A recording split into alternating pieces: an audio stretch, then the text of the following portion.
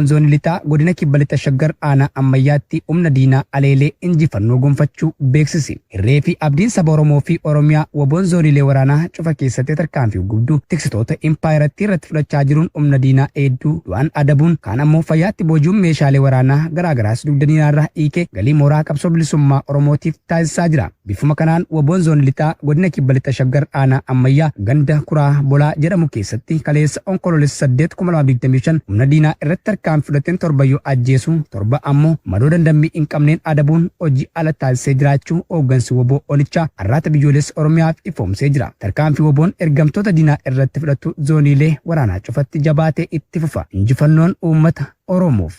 Dira dhawaatti turtii barnoota armaan dura hin baramne barattoota irratti dabalameen irra deddeebi'anii iyyatanis gaaffiin isaanii akka hin deebine barattoonni ibsatan. Guutuu gabaasa kanaaf Afaan Fayyeeraa. Murni bilchiginnaa dhaabbilee barnootaa olaanoo garaagaraa keessatti barattoota irratti dhiibbaa garaagaraa raawwachaa jiraachuu fi barattoonni yuunivarsiitii akka hin seenne qormaata seensaa cimsuu fi warra yuunivarsiitii irraa barnoota xumuran maqaa exit exam jedhuun hojii akka hin arganneef sakaalaa jiru. Yuunivarsiitii Dirraawaatti turtii barnootaa armaan dura hin baramne barattoota irratti eda'amee ture akka sirratuuf irra deddeebiin iyyatanis gaaffii mirgaa isaanii hanga ammaatti akka hin deebineef onkoloolessa 7,2025 arraata biyyoolessa Oromiyaatti barattoonni himan. Gaaffiin barattootaa kun akka lakkoofsa impaayirattiitti bara 2014 kan jalqabe yoo ta'u akka kaarikulamii haaraa ministeerri barnootaa impaayirattii baaseen barattoonni damee saayinsii hawaasaa baratan waggaa 4tti xumuruun kan irra ture. Simisteerri tokko itti dabalamuun waggaa 4 fi walakkaa ol turuun digirii isaanii fudhachuuf dirqamanii jiru. Akkasumas barattoonni damee saayinsii uumamaa kan akka injineeringii waggaa 5tti xumuruun kan irra jiru haala amma barnoonni kennamaa jiruun waggaa 5 fi walakkaa ol itti fudhachuun digirii jalqabaa keenyaa fudhachuuf dirqamneerraa jechuun barattoonni dubbisne har'aata biyyoolessa Oromiyaatti himaniiru. Barattoonni haalli kun akka sirratuuf pirezidaantii yuunivarsiitichaa Dr. Ubaa Hadam irraa deddeebiin gaafatanillee hanga ammaatti afaaniin sossobuurraan kan hafe jijjiiramni tokkollee akka hin jirre barattoonni ni dubbatu. Haalli turtii nurraa dheerate kun maatii keenya qaala'insa jireenyaa piippiin impaayirattiitti uumeen wal qabatee rakkoo dinagdeef saaxilaa kan jiru yoo ta'u turtiin nurra dheerachuun kun miidhaa qorqalbiif nu saaxilee barnoota hammileen barachuu irrattis dhiibbaa nurratti uumeera jechuun barattoonni yaada isaanii miiraariin guutameen ibsataniiru. Godina Qellem Wallaggaa aanaa Gidaamii keessatti jaleewwan bilchiginnaa jiraattota hidhaatti guuruu ammeessan.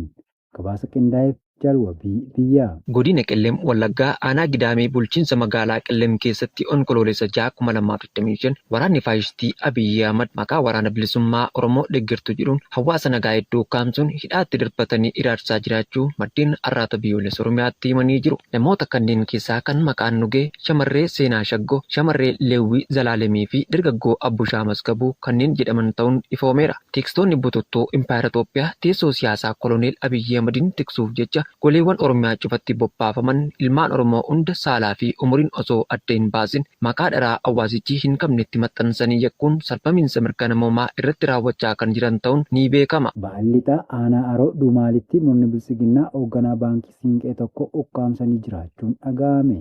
Jalsa Baamboon Aliyyii waan qindeeffatte qabdi. Gareen bulchiinsa abbaa irraa Abiyyi Ahmadii hoogganamu ilmaan Oromoo sabboonummaa qaba hordofuun godina Baalee lixaa aanaa Haroo Dumaalitti kan argamu hoogganaa baankii Siinqee nama maqaan isaa Nugusuu jedhamu torbaan lamaan darbe keessa ukkaamsuun mana hidhaatti darbatanii jiraachuu jiraattonni arraata biyyoolessa Oromiyaatti himan. Jiraattonni odeeffannoo kan akka ibsanitti namni kun nama nagaa fi naamusaan hojii isaa hojjetatuu fi hariiroo dhaaba siyaasaas yoo ta'e kan baankicha of harkaa qabu PP Oromiyaa waliin ta'us dantaa irratti wal dhabuun waajjira hojii isaa keessatti doorsisni irratti ta'aa turuun booda irra qabanii hidhuun barameera. Jaleewwan bilchiginnaa dantaa nam-tokkee eeguuf jecha bakkeewwan adda addaatti ilmaan Oromoo sadarkaalee hojii garaagaraa irra jiran sababa Oromummaa isaanii qofaa fi faayidaa dhuunfaa irratti wal dhabuun maqaa siyaasaa akkasumas rakkoo hojii uumte jechuun hidhaa akka jiran ni mul'ata. Kana malees godinichuma aanaalee garaagaraa keessatti tissitoonni impaayirattii ilmaan Oromoo dhalootaan godina biraa ta'an irratti xiyyeeffachuun yeroo hedduu adamsanii hidhaa jiraachuu fi halkan mana irraa baasanii ajjeesanii bakkeetti gatuun soora bineensaa taasisaa turuu isiniif gabaasaa turuun keenya ni yaadatama. Godina Arsii Bahaa aanaa Shanan Kooloo keessatti loltoonni maafiyaa bilchiginnaa qonnaan bulaa tokko irratti ajjeechaa raawwatan. Jaalamansiis Kaayyoo dabalata qaba. Tiksitoonni barcuma abbaa irree koloneel Abiy Ahmed eeguuf hammeenyumaan guutamanii ilmaan Oromoo dararuuf bobbafaman loltoonni maafiyaa bilchiginnaa gara jabina hamaa ta'een qonnaan bultoota akka baalaatti rasaasa harcaasu kan aadeffatan ta'uun godina Arsii Bahaa aanaa Shanan Qolloo ganda Dhummuugaa jedhamu keessatti gaafa onkololeessa 3/2025 qonnaan bulaa maqaan isaa obbo Yoonis Muhammad jedhamu rasaasa itti roobsuun haala suukanneessaa ta'een ajjeesanii gatu jiraattonni araddichaa arraata biyyoolessa Oromiyaatti himan. Qonnaan bulaan kun hirmaannaa dhaaba siyaasa kam keessaa walaba kan ta'ee fi abbaa maatii hojii dhuunfaa isaa qofa hojjechuun jiraatu yoo ta'u sababa tokko malee guyyoota muraasa dura deeggaraa waraana bilisummaa Oromooti jedhamuun loltoota sirnichaan ukkaanfame mana hidhaatti darbatamuun achi keessaa baafame gara jabinaan kan ajjeefame ta'uu itti dabaluun ibsamee jira. Aanichaa fi impaareetii guutummaa keessatti loltoonni dantaa sirnichaa qofa tiksuuf bobbaafaman uummata Oromoo irratti hidhaa, saamicha, doorsisa, reebicha, bakka buutee dhabamsiisuu, ajjechaa fi dararaa hamaa yeroo yeroon geggeessan hammeessanii jiraachuu irraa kan ka'e sabni Oromoo rakkoo ulfaataa keessa kan jiran ta'uu gabaasni ONM guyyaa guyyaan dabarsu ni mul'isa. Oduu biyya alaarraa arganneen ammoo Hamaasii fi Israa'el karoora nagaa Doonaald Tiraamp marsaa jalqabaa irratti yoo mallatteessan lammiileen Faalisxiinii fi Israa'el gammachuu isaanii ibsatan. Yaadannoo Oromiyaa dabalata qaba.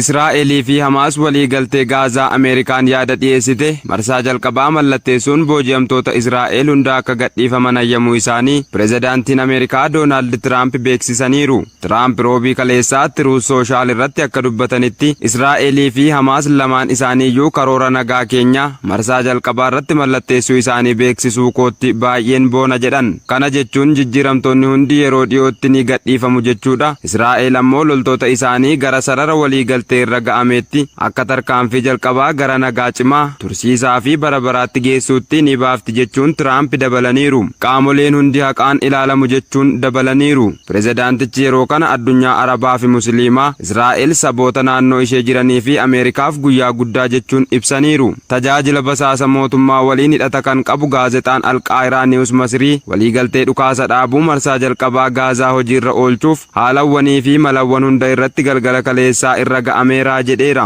Waliigaltee kanaan walqabatee lammiileen Gaazaa fi Israa'el gammachuu qaban daandiitti ba'uun mul'ifataniiru. Beeksisni kun Falastiinota Gaazaa marfamte keessa jiran gara gammachuutti kan oofe yoo ta'u, waliigaltee kana kabajuuf gara diigama naannoo uggurameetti ba'aniiru. Haaluma wal fakkaatuun maatii booji'amtootaa dabalatee Israa'eloonni waliigaltee ajjechaa dhaabuu Gaazaa keessatti raawwatame kana kabajuuf daandii irratti ba'aniiru jechuun TRT World beeksiseera.